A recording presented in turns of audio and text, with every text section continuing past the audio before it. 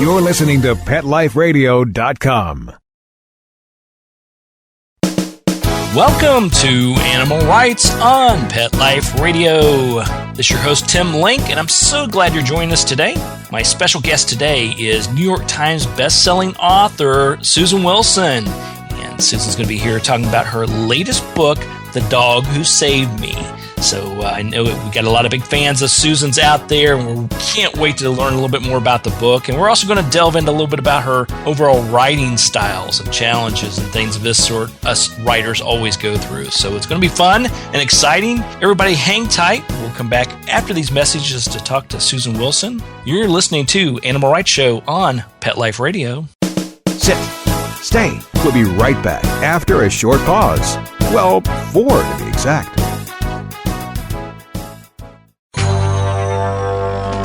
It's DesignerPetSweaters.com. Hand-knitted designer sweaters for your precious pup or cool cat. Beautiful couture patterns for your pets, including custom-knitted formal wear, casual wear, yachting, and even sports-themed. Many designer pet sweaters include feathered tammy hats, top hats, and a lot of sparkle. Each sweater includes leg loops, front paw sleeves, and leash opening. Visit DesignerPetSweaters.com to order your 4-legged fashions today. Large or small, we fit them all. DesignerPetSweaters.com. Listen, cat people, it's just litter. Until you realize those big boxes mean big smells, big messes, and big money. Switch to World's Best Cat Litter, the only litter with concentrated power. It guarantees less smells, less work, all with less litter. Try the small bag that lasts one cat 30 days and you'll realize it's just litter, unless it's World's Best Cat Litter. Find it at Target, Walmart, and at your local grocery and pet stores.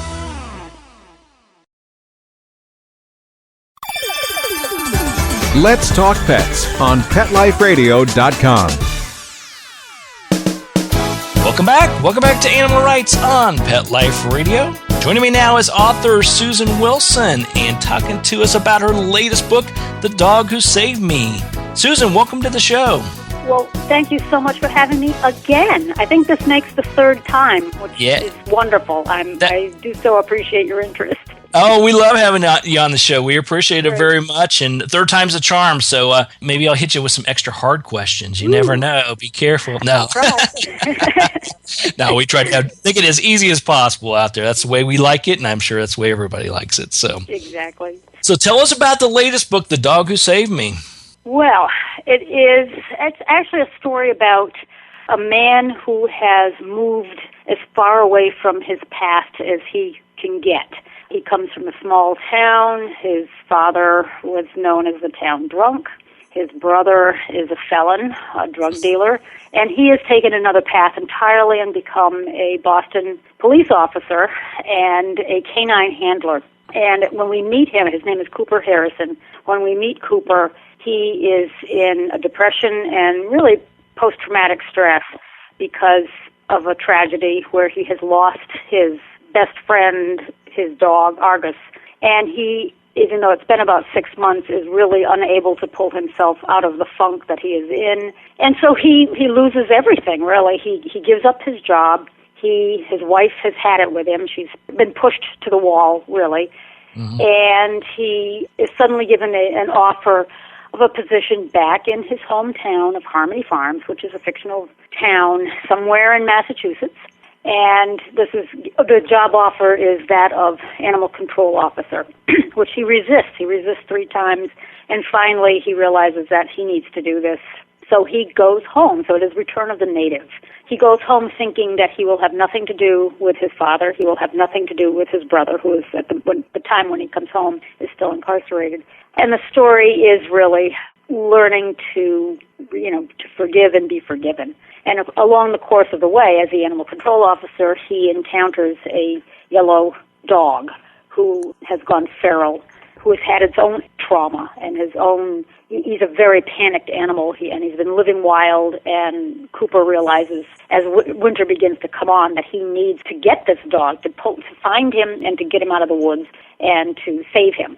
And it becomes his quest. He even refers to it as his Ahab-like quest to get this dog back and bring him to safety. So, and that in and of itself is actually a metaphor for himself. But That's the nutshell. There you go. So it's packed full of life lessons. I do know that. I wanted to ask you about the books in general. How did you come up with this book? Because obviously each of your books, we have dogs in each of the books. That makes it a winner. I love it. But how do you sit back? Because each one of them are standalone books. Each one, you could pick this one up compared to one of your earlier novels. It would still read the same. It wouldn't be necessarily a building block like you're missing out on something. So how do you go about coming up with that type of idea? Is it an epiphany? Is it something building upon? Talking with the editors? How does that work? A little bit of all of that, I have to say. For this particular one, I live in a small town myself, in a small place, and to me, the animal control officers are much more than the old, the idea of the dog catcher or any of that. I mean, these people work really hard, and they get not a lot of respect, and some of the things that they have to do and some of the people they have to deal with are very difficult. And I thought, that it's really a cool job in its own way, and it's under the radar because everybody says, the dog catcher got me, I didn't license my dog, but in fact, these people are providing a service that is really, in some ways, very heroic. So I really kind of wanted to pursue that, and I will say that my agent actually was a little bit hesitant about this because her feeling was dog catcher. These are tough people. And I said, no, it's really, you got to think about it. You really have to see that, these people put themselves on the line. They get between very angry people. They sometimes have to do very difficult things and all of that. And I really felt that, Cooper thinks the same as my agent did, that this is just a podunk job. This is just rescuing, cats out of trees and all that. And he learns very early on that it really isn't about the animals. It's about the people and the animals. So that was what was the story that was in the back of my mind, was kind of giving these really unsung heroes a story. I mean, I've read certainly memoirs of animal control people, and I've certainly watched it on TV, but this was personal. It was, just giving this fictional character the realization that this was a good job in the end. Although, I will say this, he does not stay with it, but that's telling you the story. Shh, quiet, Susan. Part of Cooper's problem is that he refuses to go back to his original job because he's so traumatized by what happened.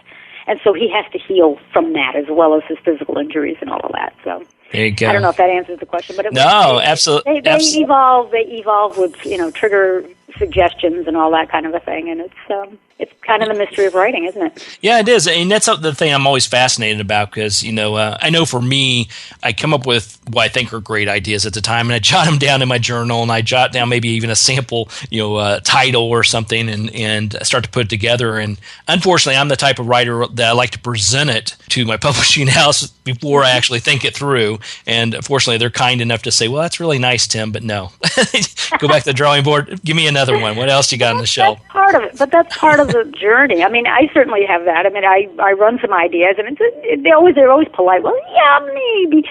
But once you hit that idea, and you are working with a good editor and a good agent, then you tease it out. And they'll say, well, give me a synopsis. And that's when you begin to get the meat into it. And as you know, as you write these things, the discovery happens as you go along. That's right. The small idea can take a life of its own. It could stay on the path that you originally thought it was going to be, but often it diverts off into something entirely different than you even imagined. Absolutely. I couldn't agree more. In fact, I would say out of the 9 books that I've published and the one I'm working on now, it's like, that's not the story I thought I was going to write, but there you go. There you go.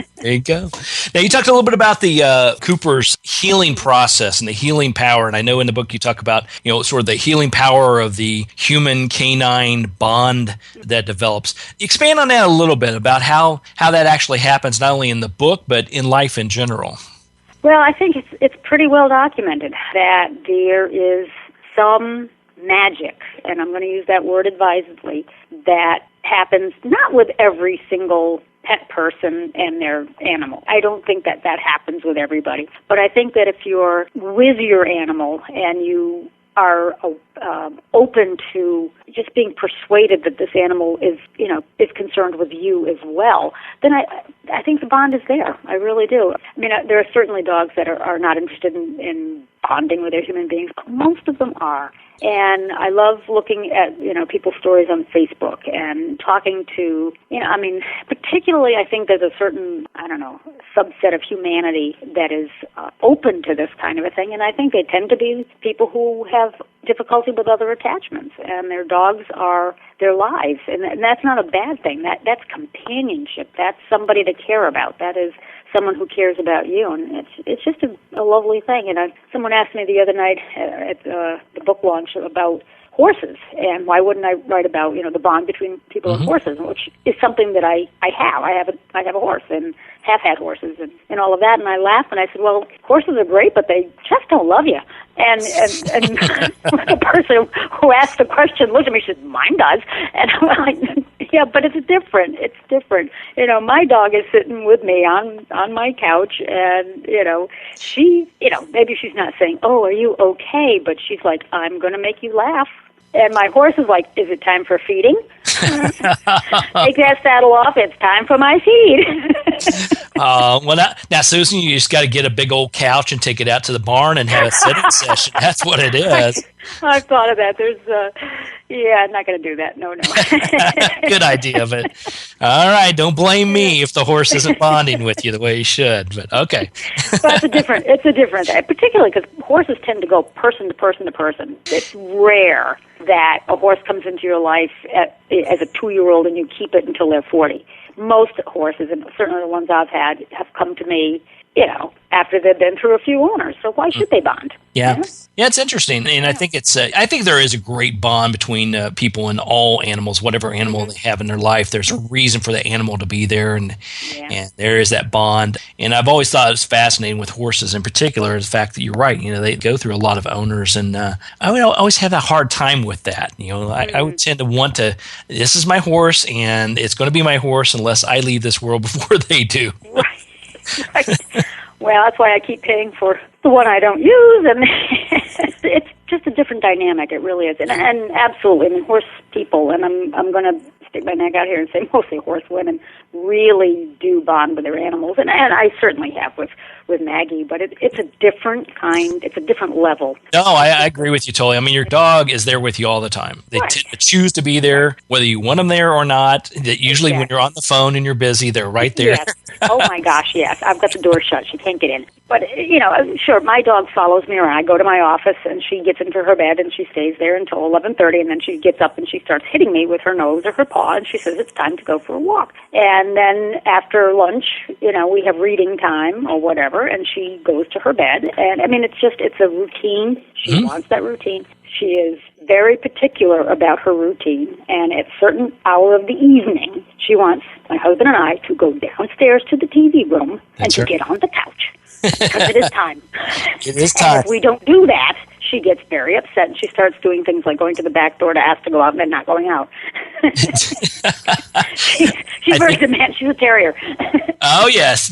Well, I've got a couple of schnauzers. Oh, yeah, I've got schnauzers, so I definitely know. Yeah, we were in the office till 5:45, and usually the cutoff time is 5:30. So 5:30, everybody started getting antsy. Squeaky toys came out. Oh, yeah. I can just see it. That's right. Wait a minute. If you're not doing what you're supposed to do, I'm going to do something else. That's right. I'm going to let you know about it. All right. Well, I tell you what, we're going to take a quick break. We'll come back and continue our conversation with author Susan Wilson right after these messages. You're listening to Animal Rights Show on Pet Life Radio. Sit. Stay. We'll be right back after a short pause. Well, 4 to be exact.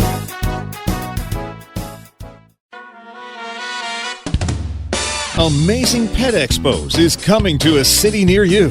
Admission is always free, and your pet is welcome. Shopping, adoptions, free nail trims, discounted shots and microchipping, agility, a pet costume contest, and much more. Plus, meet the guys from Animal Planet's hit TV series Tank and Pit Boss. Online at AmazingPetExpos.com. Bring your pets to the Pet Expo. Hi, Hi, I'm Dana Humphrey, also known as the Pet Lady. I travel from coast to coast to pet trade shows and consumer events to scout out what the hottest, hippest, and most unique pet products are on the planet, bringing you tips and tricks from top veterinarians, groomers, trainers on how to safely travel and live happily with your pets. The Pet Lady will be in a city near you, showing off the latest and greatest tech pet gadgets, cozy comforts, and fab gift ideas for man's and woman's best friend. You can learn more at thepetlady.net or connect socially and tweet with me at PetLadyWorld. Coast to coast and around the world, it's All Behave with Arden Moore. Find out why cats and dogs do the things they do and get the latest buzz from wagging tongues and tails in Rin Tin Tinseltown. From famous pet experts and best-selling authors to television and movie stars, you'll get great tail-wagging pet tips and have a fur-flying fun time. All Behave with America's pet edutainer, Arden Moore. Every week on demand, only on PetLifeRadio.com.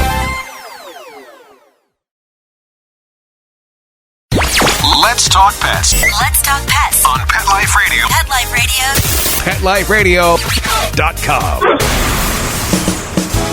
Welcome back. Welcome back to Animal Rights on Pet Life Radio. Here with author Susan Wilson. Talk to us a little bit about her latest book, The Dog Who Saved Me. Now, Susan, I want to talk to you a little bit about that writing process. As far as when you're putting together a new book, and you're sitting down and putting, like you said, together the synopsis and putting together all the pieces of it. Writing the books now, like you have, I mean, is it become a little bit easier? Do you have a process that flows really easy? Or sometimes is it challenging because you're trying to make, The Dog Who Saved Me different from, One Good Dog or The Dog Who Danced? How does that process work for you? It's a little bit of everything. Usually first draft, which takes me about 6 months, is hard. It's really hard work, and it's it's the kind of work where I have to sit in my seat and I have to do 1,000 words because I figure it's my job, and it's the least I can do is to get 1,000 words down. Now, as like last week, I'm working on a new book. I did 1,000 words, and then I took out 2,500. So you go back a little bit, but it's such a process of discovery because even after I've been on this one since November, so I know the characters fairly well now. So I just have to kind of bend them to my will, and that's, sometimes you kind of hit the wall and you say, this isn't going where we wanted it to go. What's going on? It's not going in a better direction. It's not going in a worse direction. So that's the hard part. When I get that first draft done, and I will say that I always work with my agents and my editor about 2/3 of the way through, let them look at it, and we talk about it, and I depend on them for their insights and their input. Not that they're going to say do this or do that, but they will throw out some questions to me, which are triggers, and it's great. Once that's all done, then the best part is going back through it and revising it and honing it. And what I've discovered at the end of the first draft is what the actual theme is, what the point is, and then I can go back and kind of thread all of that back through, and that to me is the best fun. It really is. I mean, that's the hard part is the first draft. Absolutely. Right, getting it done. Oh, killer. Yes.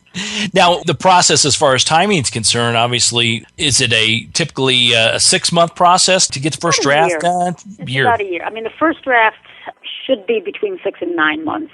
And when I say first draft, I mean that may be 3/4 of a book, and then I go back. After that, it's, once I've kind of gotten the blessing from my editor, then the revision part can be a month, 2 months. It's not very long. So really the whole process is roughly a year, maybe a little bit more than a year. And then, of course, it goes into, goes to the editor who does the line edits, right. The line editing and all that, and that's, kind of pro forma. Yeah. And that's not too bad. So, really, from the time a book is complete, it's another 6 or 8 months before it comes out. So it's a long process, but it's a good one because we do have a routine going now, and so I know what to depend on, what's going to happen next. There's no mystery anymore. Right. Well, Yeah. then going back to it, you got your process down. It takes you a year to write it. It goes through the editing. It gets published. So this one, The Dog Who Saved Me just released. But you said you've already started on your next one. So, Oh yeah. do you ever catch yourself saying, "Yeah, the pit bull on the cover"? The yellow lab on the cover. Is it hard? Do you have to have notes when you're going through interviews, saying, "Okay, here, this is book the am I book." talking? Yeah, Oh, exactly. Yeah. I do. In fact, last Friday I had my, the first book talk, and I've been working on the other book for up until Wednesday, and I thought, I need to stop for a minute here because that's where my focus is on the new book that nobody knows anything about, and I'm enthusiastic about that, but I really need to go back and look at this book. So I sat down and I actually thumbed through the book and read some stuff out loud and kind of got my juices flowing again about the book, The Dog Who Saved Me, because my mind is wrapped up in the next book, and it's really kind of a bizarre. And people will say, "Are you writing?" And I'm like, "Yeah." Yeah, I got one out. Oh, gee, I've forgotten. We just had a book. That's right. Because it's been 6 months or more since we got that between covers, and I knew it was coming out, and we sat on it. So. What is? I always find it fascinating. I mean, most everything I write is nonfiction, so it's part of the the work I do with animals, etc. So it's part of I deal with these things on a daily basis. So I should, if I know what I'm talking about, I should have the answers.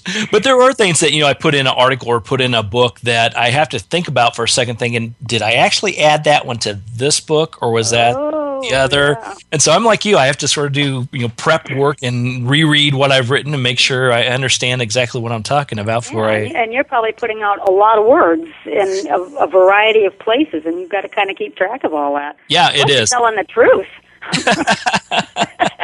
Yeah, exactly. I have to admit, the other day, nonfiction stuff's hard. That's right. You got to make sure you're accurate on that stuff. But somebody the other day, an article of mine got posted, and somebody on Facebook grabbed it and sent it to me and said, "Congratulations." Well, it was something I had written many, many months ago.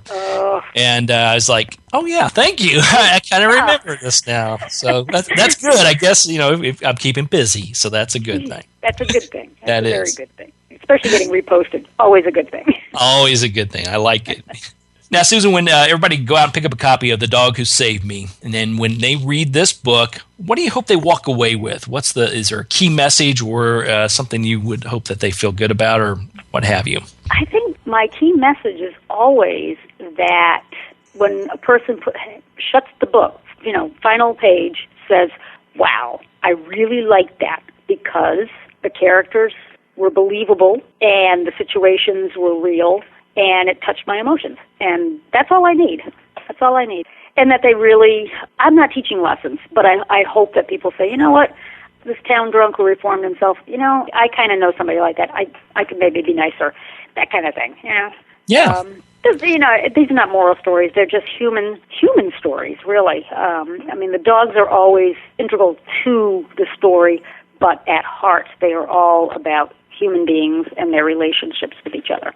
Yeah, absolutely. I applaud you. You do a great job with getting that across. It's a nice flowing, your work that you do, and particularly in this book, The Dog Who Saved Me, it flows nicely. It's a nice story. It's one where when I'm done with that last page, I'm not wishing I had those hours or days back in my life. So that's good news.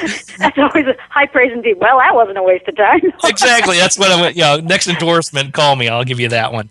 And that wasn't a total waste of time. No. But it is those lessons, those life lessons, and being an animal lover and a dog lover. It's one of those things where I glean little things from it, and I do, like you said, reflect on people that I know that have challenges, and even often had the challenges that are mentioned with the characters in the book. And it sort of gets you a little bit a new perspective on it, or refreshes your perspective on it, and it maybe makes your heart a little bit more kinder. So. Big kudos for that. For that a little bit, anyway. That's right. Yeah, that's right. We can always use a little bit more refresher on keeping a kind heart, I think is the key. Mm-hmm. Well, Susan, where can people find out more about what you've got going on, your events, and picking up a copy of the book, The Dog Who Saved Me? Well, I'm on Facebook. Just look up Susan Wilson Author. I think that's the best way to find it. There's so many of us Susan Wilsons. we're a common lot. And then also Susan Wilson Writes is my website, so www.susanwilsonwrites, and that will bring you to events and thoughts and things like that. So there's actually Twitter too, but I'm not entirely sure how that works.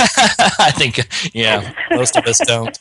But in any case, go follow Susan on Twitter. Check her out on Facebook, Susan Wilson Author, and obviously go to her website, SusanWilsonWrites.com. If there's an event in your area, definitely go meet her in person and get you a nice signed copy of the book. And if not, listen to this show and other shows and find out more about what she's got going on. But great job with it, Susan. Everybody pick up a copy of The Dog Who Saved Me. It's going to be a great read for you. And big kudos, another great success for you. Well, thank you, Tim, and I really appreciate your having me on. It's just terrific. I enjoy it so much. I love our conversations, and I love looking at your writing. So we'll keep at it here. There you go. We'll keep paddling along. Right. Thanks so much, Susan. Congratulations. We'll talk to you again real soon. All right. Thanks so much, Tim. Well, we're coming to the end of the show today. So I want to thank everybody for listening to Animal Rights on Pet Life Radio. I also like to thank our sponsors and producers for making this show possible. To find out more about me, Tim Link, and the other guests I've interviewed on the Animal Rights Show, you can go to PetLifeRadio.com, click on the Animal Rights icon, and download those episodes and listen to all the great interviews. And while you're there, make sure you check out all the other wonderful shows and hosts and everything on Pet Life Radio. That's PetLifeRadio.com. If you have any questions or comments or ideas for this show, please email me. You can email me at tim@PetLifeRadio.com. It's tim@PetLifeRadio.com, and I'll be glad to answer your questions, entertain your comments, and bring on the people you want to hear from most. So until next time, write a great story about the animals in your life. Share it in a blog, article, or in a book. And who knows, you may be the next guest on Animal Rights on Pet Life Radio. Have a great day. Let's Talk Pets, every week on demand, only on PetLifeRadio.com.